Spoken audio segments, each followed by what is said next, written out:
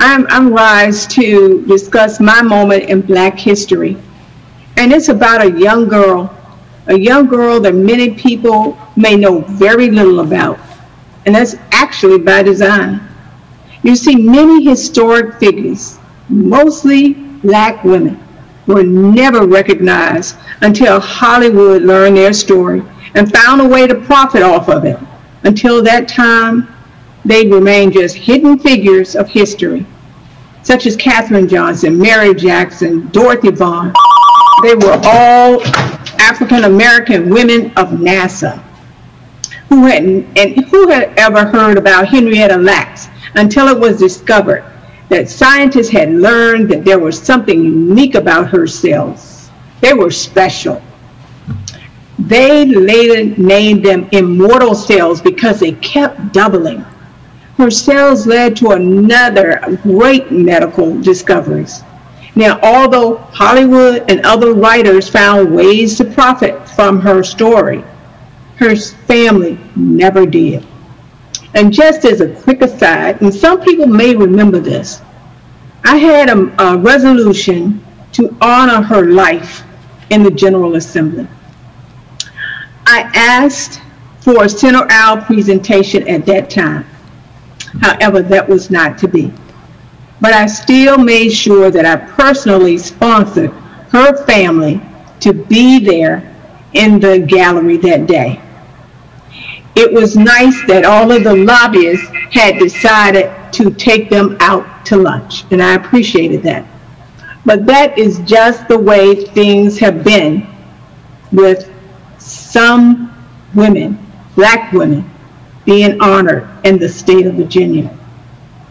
Now, so it wasn't such a big surprise to me that a lot of people didn't know much about Barbara Rose Johns or why she was unanimously selected by the Commission of Historical Statues to represent Virginia in the National Statuary Hall. I became aware of that, and I knew I needed to just tell her story. Barbara lived on a farm in Prince Edward County with her grandmother. She spent most of her youth working on her grandparents' farms. In 1951, when Barbara was 16 years old and a senior, she attended a segregated school, Robert Moton High School in Farmville, Virginia. She had become so frustrated by the refusal of the local school board to build a new school for Black students. She had seen this large two-story school for white children. They had a large atrium where the children could enjoy their lunch together. She saw that they had these wide hallways so they could freely stroll. And this was in direct contrast with her school. The school she was attended was constructed to hold maybe a little more than 150 students. And they already had 450 students attending that school. These classes were held in school buses, held in the auditorium, anywhere in any corner where these children could be taught.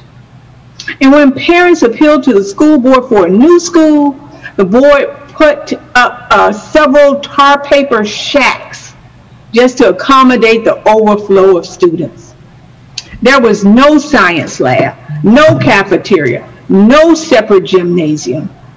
And Barbara Johns had the audacity to want something better. She had the audacity to want a science lab, a gymnasium, the audacity to want to sit in the classroom without holding up an umbrella to keep the raindrops from smearing the ink on her assignment. Yes, she had the audacity to want to walk in a hall that was not overcrowded. Now, Barbara talked to her teachers. She complained about their school. And in a kind of dismissive tone, they told Barbara, well, just do something about it. And that's exactly what she did. She met with the superintendent and she explained the poor condition of their school. She asked for a better school, a school just like the white children's school. And this is when the students understood what was expected of them.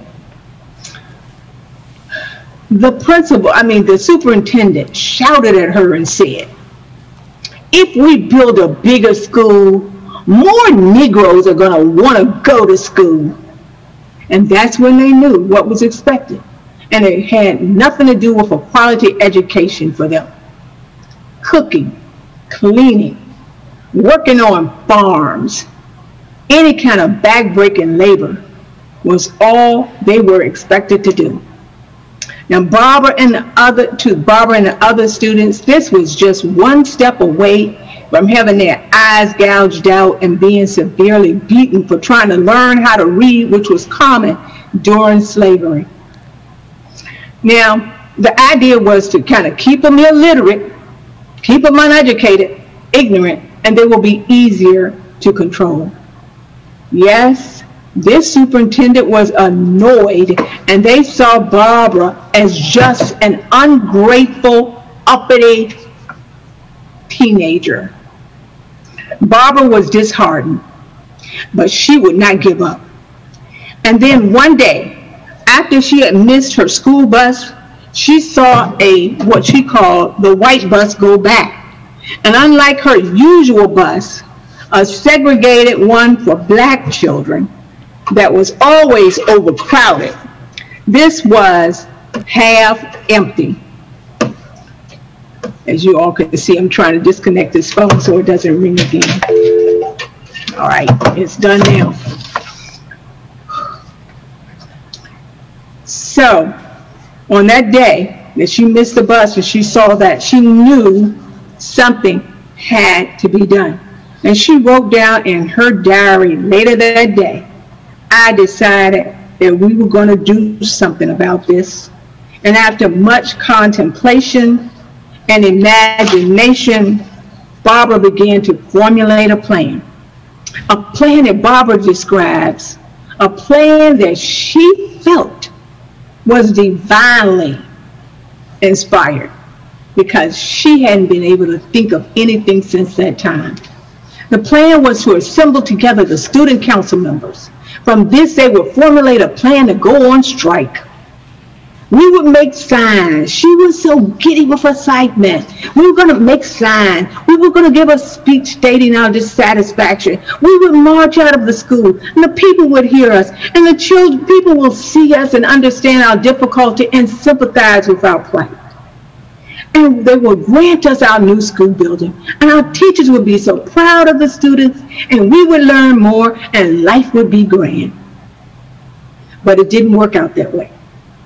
As a matter of fact, according to Barbara's younger sister, when Barbara wrote that note, forged the note to the teachers, supposedly from the principal, telling them to assemble all the student body in the auditorium, then she made sure that they told the principal that there were some students downtown and he should go down there to get them, so that he would be off campus. So all the students came into the auditorium. The teachers looked around, and the students asked them to please leave. And when Barbara stood up there to talk, her sister said she could not imagine her sister speaking so boldly. According to Barbara's sister, Barbara was not one of those loud, boisterous people. But here she was now leading 450 students out on strike. I'm going to tell you what some people tell you. You got to watch those quiet ones, because sometimes there's a fire burning in them. Now, Barbara had been truly divinely inspired, but this idyllic teenager never expected what happened next. They were told to go back to school or else they would be arrested. But Barbara told them there wasn't a jail large enough in Prince Edward County to hold all 450 of them. But her idealism, planning, and persistence gained the attention and support of the NAACP lawyers Spotswood, Robinson, and Oliver Hill to take up her case. So it was no longer about just finding a separate but an equal school. It was totally about integrating the school. because that was the only way to ensure that Barbara and her classmates would ever have truly equal access and equal facilities. After the meeting with the students and the community, the lawyers and lawyer Robinson and Hill filed the lawsuit at the federal courthouse in Richmond, Virginia. The case was called Davis versus Prince William County. But in 1954, the Farmville case became one of the 5 cases that the U.S. Supreme Court reviewed in Brown versus the Board of Education of Topeka, when it declared that school segregation was unconstitutional. But the parents had to sign a petition, and in order for the case to move forward, they had to. And people were warned that anyone who signed that petition would lose their jobs. And that is exactly what happened. Not only to other people, but to Barbara's parents also. And that wasn't all. Barbara and her family were under constant racist attack. This is what I'll never understand. A cross was even burned in her yard. And I don't get it. How do you use something as sacred and as holy as a cross to be used in such a racist, unholy, demonic intent? Well, Barbara's life was threatened so often that her family decided to send her to a safer place to live with her family. They sent her to Montgomery, Alabama to finish school. Well, meanwhile, here in Virginia, it was 1954 and the Supreme Court decision had been made and the schools were no longer supposed to be segregated. All schools nationwide were now ordered to integrate. But here in Virginia, that wasn't going to happen so fast. Virginia decided we'll shut down these schools before we ever let these black children go to school with our children. And this is truly where I think I come in, because I was born when that decision was made in 1954. And you've heard me call myself a brown baby. And that's because I was born at that same time the decision was made. However, you would have thought that I would have gone through an integrated school. But I went through all elementary school. I went to 6th grade, 7th grade, 8th grade, 9th grade, 10th grade, 11th grade before I ever sat in the school in a classroom with a white child. It took us a while. I was in my senior year of high school before we truly met that goal of integrated schools. But see, things were changing, and it was all because of this little tenacious team. And this is just to let you see the power of a young black teenager. Can you imagine the power of black women to make change when truth and justice are on their side? I believe you got examples all here, right here in this chamber. And what I want to say to each one of you is that one day you are going to go to that Capitol building. You are going to walk around with your children, your grandchildren. You're going to look at each one of those statues, and you're going to see that most of them are older men and mostly white men. And when you get to Virginia and you see that young girl, I want you to be able to explain to your young people, you do not have to be white. You do not have to wait until you are old. You do not have to be a man. You can be just as you are to do powerful things, just as she did. And I want you to be able to tell your people, because each one of us symbol here today can say, I played a role in that. Because when it came up to me to decide if we would have her in Statuary Hall to represent this state, I want you to say, I did this, we did this. I am so proud of us, and I am so honored to have been a part of this, and I'm so honored that you have been able to share this occasion with me. Thank you so much, Madam Speaker, members of the House. Thank you. Thank you so much, Chairwoman Ward. Thank you for those words and for your accomplishments.